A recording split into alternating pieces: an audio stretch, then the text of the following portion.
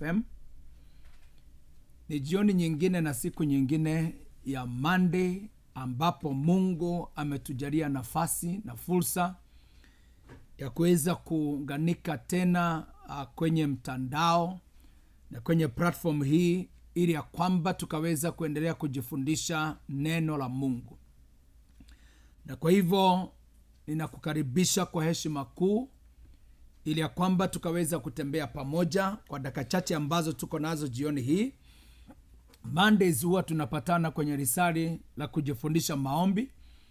Na nashukuru Mungu kwa sababu tutaweza kuendelea na somo letu la kuangalia aina tofauti tofauti za maombi.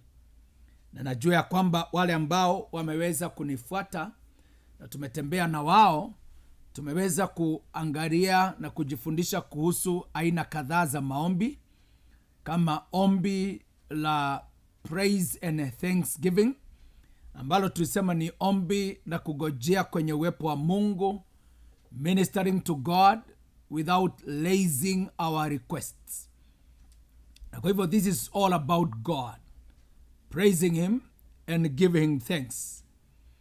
Na tumezungumza kuhusu aina nyingine ya maombi ambayo tulisema inatusaidia kuweza kuitisha zile vitu ambazo tunahitaji, na tukasema tunaita the prayer of the petition of faith.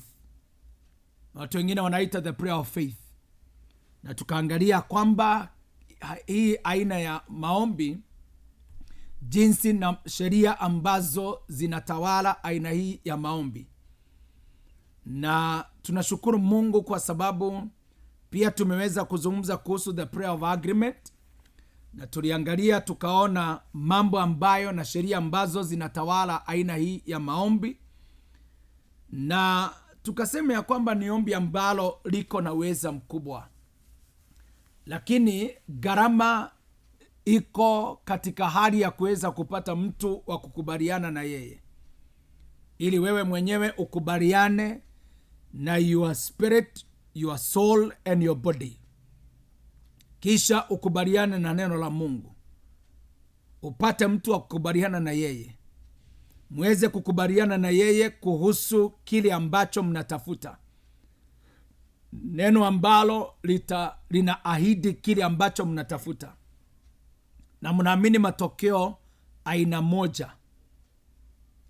Na kwa hivyo mnafikiria kulihusu lile jambo kwa njia moja, mnaliitisha kwa sauti moja, mwelekeo mmoja, na mnatarajia matokeo yanayofanana. Na nikasema ya kwamba mara nyingi hatuoni matokeo ya nguvu katika maombi yetu ambayo tunaita agreement in quotes. Because kile ambacho tunaita agreement in quotes ni watu kutoka tu mahali ambapo umetoka, mnashikana mikono na mnasema let us agree. Kasema labda maombi haya tuyaite maombi ya kushikana mikono, kwa sababu wakati mwingine inaweza chukua muda kabla hamjaweza kukubaliana na mtu ambaye mnaombea jambo fulani. Saizi tukisema ya kwamba tuombee yule ambaye atakuwa rais wa taifa, utapata ya kwamba taifa limegawanyika. Sasa kama mimi niko na mtu ambaye ninahisi ya kwamba, mfano nasema niwe na mtu ambaye ninahisi ya kwamba huyu ndiye anafaa kuongoza taifa, na nataka tukubaliane na wewe tuombee huyo mtu, tumuinue, tutengeneze njia yake kupitia kwa maombi mpaka awe ndiye atakuwa rais. Nawe iwe ya kwamba unaamini kuhusu mtu mwingine, na yule ndiye unayesawishika ya kwamba anahitaji kuwa rais. Hata tukiambiana tuje tuombe maombi ya agreement, hakutakuwa mbele za Mungu, haitaonekana ikiwa katika agreement ama tukiwa katika agreement, kwa sababu hatujakubaliana. So wakati mwingine nasema ya kwamba it will take time to agree, kwa sababu inawezekana nikuketishe chini, wewe uniketishe chini, alafu unipatie sababu zako, nikupatie sababu zangu. Siku ya kwanza tusielewane, ya pili tusielewane, ya tatu, ya tano, ya sita, labda tuje kuelewana siku ya 10.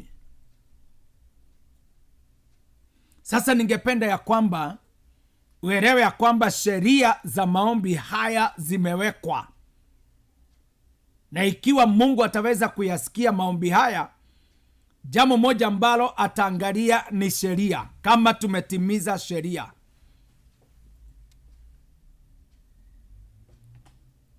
Na kwa hivyo ombi la kukubaliana, mtu anaweza kuomba kivyake kile ambacho anataka. So isemekane ya kwamba kwa sababu siwezi pata mtu wa kukubaliana na yeye, basi siwezi kuomba. Unaweza omba kivyako, na ndio maana tuseme ya kwamba ukipatana na mtu ambaye mnasema mnaomba maombi ya kukubaliana na hamwezi kukubaliana, atiria yule mtu, kwa sababu their unbelief itahujumu ombi, the effectiveness of your prayer. So release that person. Ikiwa utatafuta mtu mwingine ni sawa, but that is a prayer of agreement. Hivyo tunapoomba ili ya kwamba tukaweza kuendelea, ninaomba ya kwamba ukakaribishe jirani, rafiki, na ili ya kwamba tukaweza kuendelea kwa pamoja. Na mahali popote unapotazama, tungependa kujua unajifundisha nini, unasaidika. Kama uko na maswali, na najua ya kwamba Bwana ataweza kutubariki na pia kutusaidia. Hebu tuombe tunapoendelea. Baba, katika jina la Yesu Kristo, twakushukuru jioni ya leo kwa ajili ya msaada wako, na mahali ambapo tumefika tunakutazamia kwa sababu ya uwepo wako na msaada wa kipekee. Roho Mtakatifu wa Mungu, tufundishe, tuelekeze, tushauri katika mambo yanayohusiana na maombi, katika jina la Yesu Kristo. Tungetamani kuomba zaidi ya jinsi ambavyo tunaomba. Tungetamani kukua katika neema ya maombi na uombezi. Tungetamani hata sasa kuweza kuomba vyema kuliko vile ambavyo tunaomba, maombi ambayo yatazalisha majibu kutoka kwa Mungu, katika jina la Yesu Kristo. Na tunaomba msaada wako, mshauri wako na mwongozo wako. Nakabidhi watazamaji wangu mikononi mwako, na naomba kwa pamoja ukaweza kutusaidia, katika jina la Yesu Kristo. Tumeshukuru na pia kuomba. Kila mmoja wetu tukubaliane, tuseme amina. Mungu na atubariki. Mimi ningependa niache ombi la agreement na ombi la petition of faith, na niweze kuendelea katika kutazama aina nyingine ya ombi ambalo tunapaswa kuomba. Na ningependa unisikize vizuri, kwa sababu kuna jambo ambalo labda Mungu angependa kurekebisha kwenye maombi yetu na kwenye maisha yetu na mtazamo wetu wa maombi.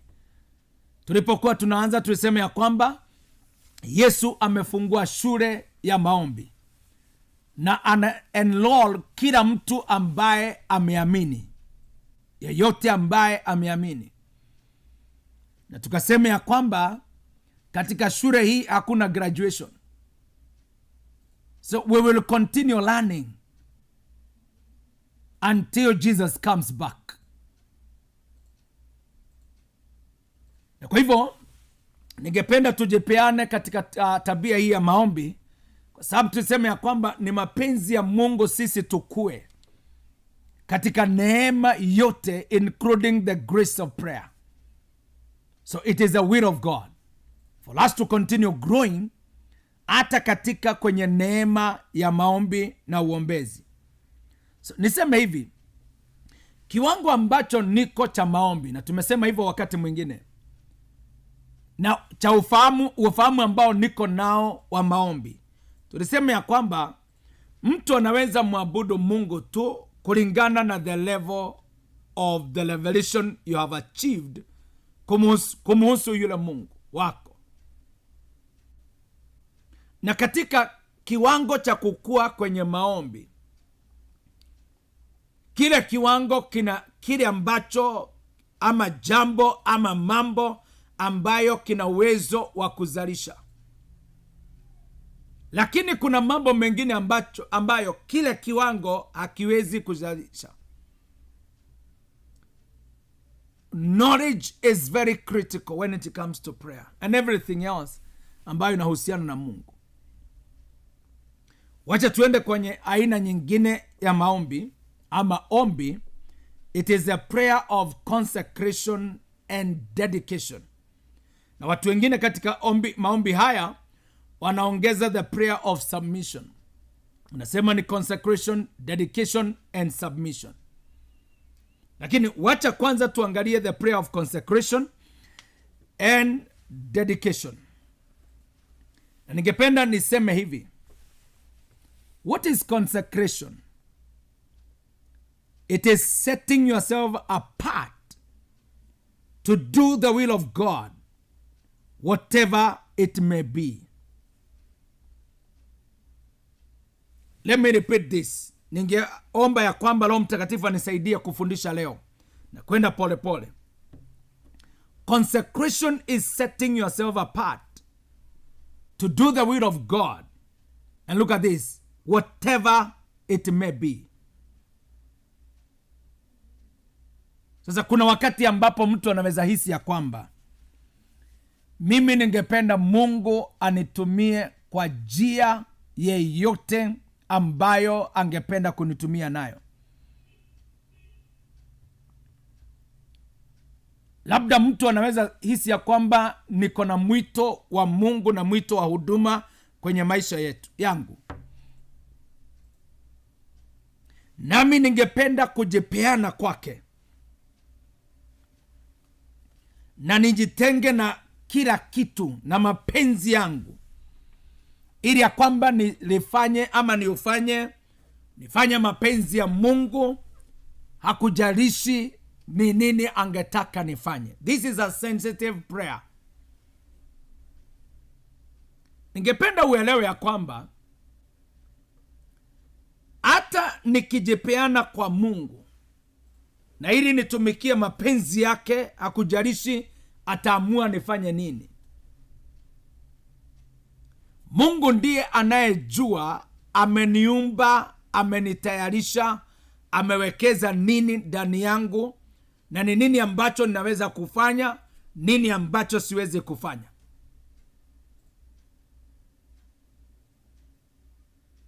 Wakati mwingine hata sisi wahubiri, kuna watu ambao wamepewa neema na Mungu ya kuweza kuhubiri mahali ambapo watu wengi hawawezi kuingia hata kwa sababu ya kuogopa.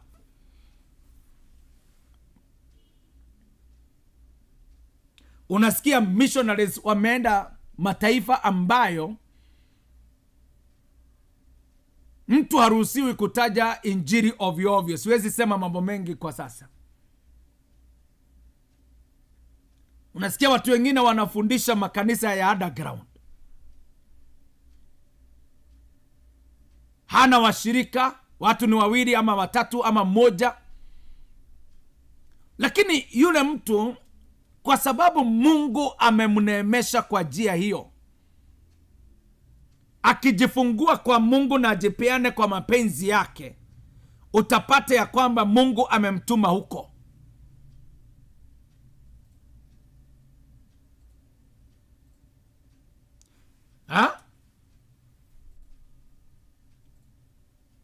Unajua kuna wakati ambapo tunang'ang'ania maisha yetu, tunakataa nayo, tunataka kuiongoza, tunataka kuielekeza. We want to use our lives to satisfy ourselves, all for our own satisfaction. Lakini when you consecrate yourself, na unapoomba ombi kama hili,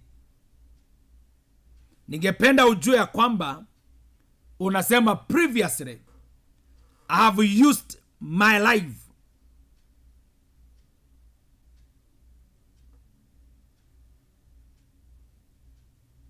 the way I wanted to use it, for my own purposes, for my own satisfaction. Lakini sasa Mungu nataka uyachukue maisha haya for your own use and satisfaction. This is consecration. For your own use and satisfaction. Jiridhishe na maisha yangu yatumie kama jinsi ambavyo ungetaka. So mtu anapoomba ombi kama hili la consecration, you surrender yourself to God, na unamruhusu ili ya kwamba akusanctify, na unapeana kila kitu kwake, your time, your plans, your possessions, yourself, you are all to God.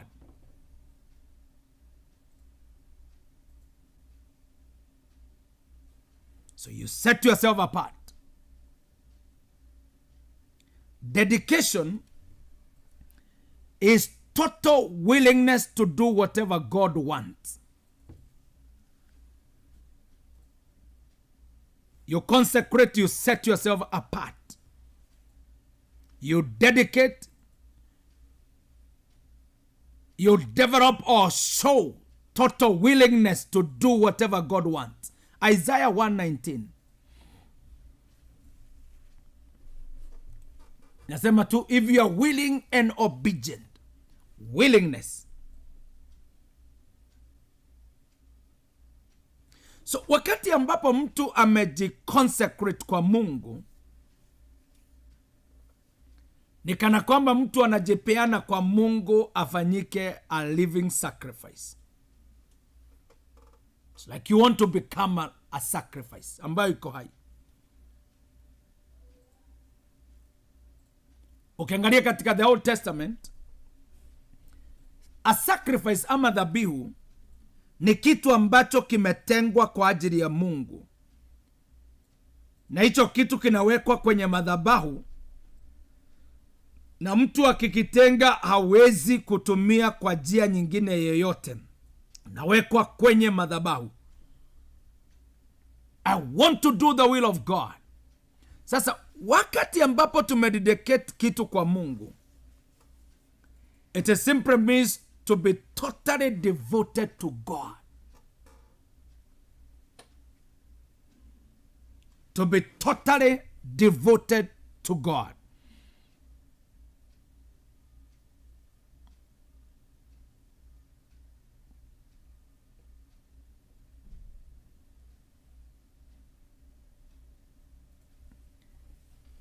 Let's see the basic principles of this prayer in the book of Luke chapter 22. Verse 38 tuanze pale, alafu tuweze kuendelea mpaka 42.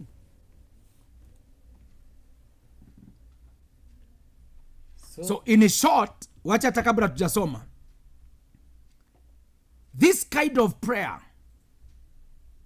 deals with our willingness and obedience to fulfill God's plan in our lives.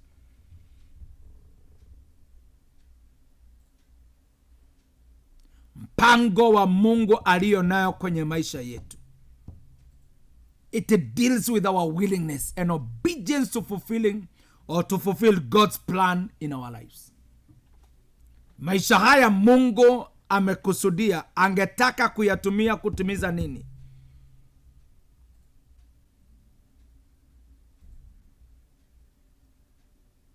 Iwe labda angetaka kuyatumia kwa biashara,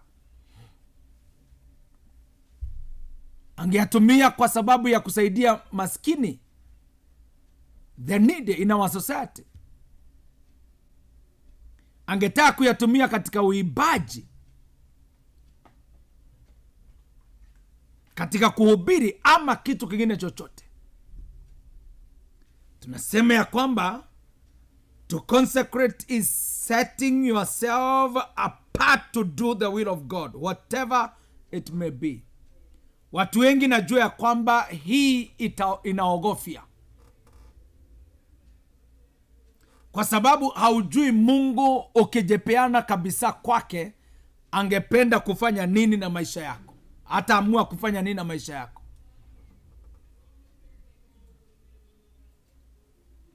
Wacha tusome Luke chapter 22 verse 38. So they said, Lord, look, here are two swords. And he said to them, It is enough. Come out. He went to the Mount Olives, as he was accustomed, and his disciples also followed him. When he came to the place, he said to them, Pray that you may not enter into temptation. And he was withdrawn from them about a stone's throw, and he knelt down and prayed, saying, Father, if it is your will. Ningependa tuone maneno haya, tuangalie vizuri. Father, if it be your will, Take this cup away from me. take this cup away from me. Nevertheless, not my will, not my will, but yours be done. but yours be done. Ningependa tuangalie mambo hayo. This is the prayer Jesus prayed. Na ningependa tuangalie mambo kadhaa.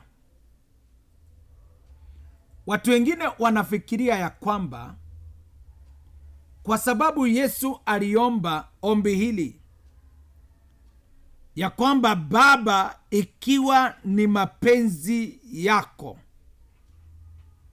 ondoa kikombe hiki kutoka kwangu.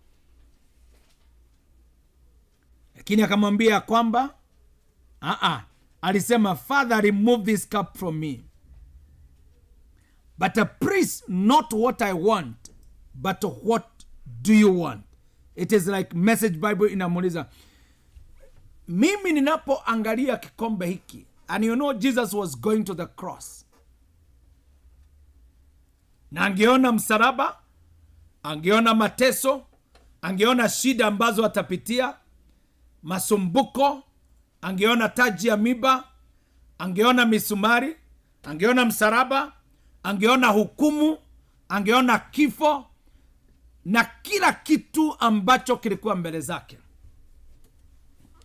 Wakati ambapo aliangalia uzito wa mambo hayo, akamwambia, according to Message Bible, Father, remove this cup from me. Baba, ondoa kikombe, kwa sababu aliona uzito wake. Lakini akafungua maisha yake kwa Baba. Akamwambia, but please, na kuomba, wacha itendeke sio kulingana na mapenzi yangu, kwa sababu mapenzi yangu kama ingewezekana kombe hiki ingeondoka. Lakini what is important here, it is not my will, but your own will. Basi akajifungua kwake, akamwambia kwamba itendeke sawasawa na mapenzi yako. It doesn't matter what I'll go through and the experience and the pain and the torture and the difficulties, but let your will be done. So mimi nataka kuyafanya mapenzi yako. Na ningependa tuelewane hapa.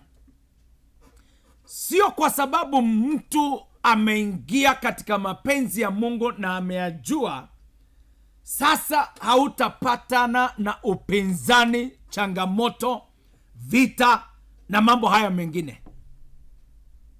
It does not mean because you have been able to identify the will of God and you are walking in that will, there will be no challenges. That's a lie.